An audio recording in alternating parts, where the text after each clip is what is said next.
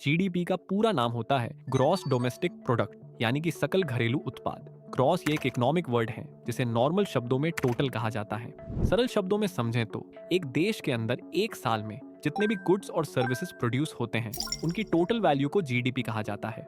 For example, India के अंदर एक साल में गुड्स और सर्विसेज की total production value 500 crore rupees है, तो वही इंडिया की जीडीपी हो गई। अब यहाँ गुड्स और सर्विसेज को समझना बहुत जरूरी है। गुड्स मतलब वो चीजें जो आप खरीद सकते हैं और बेच सकते हैं, जैसे मोबाइल, कपड़े, कार, फूड्स, टीवी वगैरह।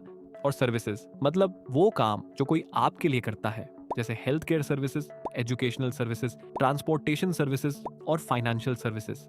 यानी अगर एक साल में देश के अंदर जितनी भी चीजें बनाई गई और जितनी भी सर्विसेज लोगों को दी गई उनकी टोटल वैल्यू जोड़ दी जाए, वही जीडीपी होती है। लेकिन यहाँ एक इम्पोर्टेंट बात ध्यान रखने वाली है। जीडीपी में सिर्फ वही चीजें गिनी जाती हैं जिसकी फाइनल वैल्यू फिक्स हो।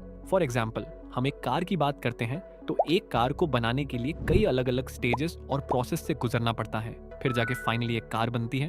तो जीडीपी के अंदर सिर्फ उस कार को ऐड किया जाएगा, न कि उसे बनाने वाली प्रोसेस को। अगर हम जीडीपी में हर स्टेप को जोड़ने लगें तो एक ही चीज की वैल्यू बार बार ऐड हो जाएगी। इससे जीडीपी गलत तरीके से ज्यादा दिखने लगेगी।